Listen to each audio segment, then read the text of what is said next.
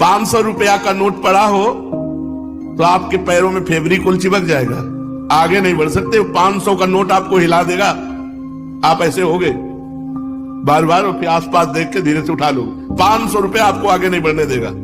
अगर 10-20 नोट 500 के पड़े हो और आसपास कोई हो ना, और आपको फिर उनको क्रॉस करना हो,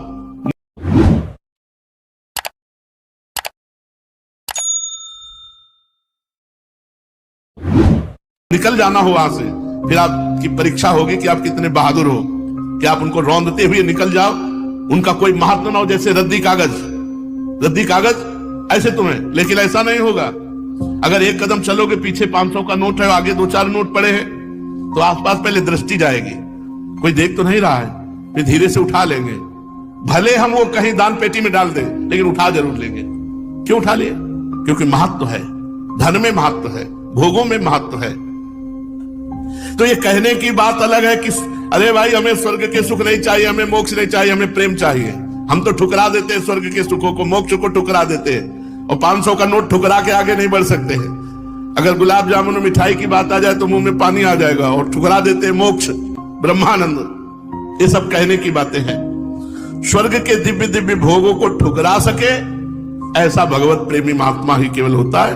नहीं, एक अप्सरा उतर आती है तो बड़े बड़े ऋषि मुनि जो है ना, भ्रष्ट हो जाते हैं, अपनी स्थिति से गिर जाते हैं। और मोक्ष सुख तो बहुत बड़ा सुख है, भगवान के प्रेमी जन उसे ठुकरा देते हैं। मोक्ष सुख को अगर कोई ठुकरा पाया तो भगवत प्रेमी महात्मा, जो अभी स्वर्ग के सुख जानते नहीं। अब जैसे पहले ऋषि मुनियों के पास जो है अप्सराएं आया करती थी, बोले अमुक ऋषि के पास, जैसे विश्वामित्र जी के पास बोले मेनका जी आई, उनके पास अमुक आई। अब नहीं आती है, जरूरत है नहीं।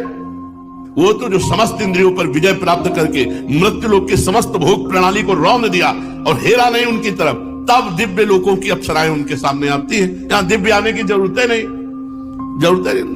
तो स्वर्ग के सुख तो तब उतरे ना जब मर्त्य लोक के सुखों का विजेता हो। जब मर्त्य लोक के सुखों में ही भ्रष्ट हो गया तो स्वर्ग के सुख की बात क्या।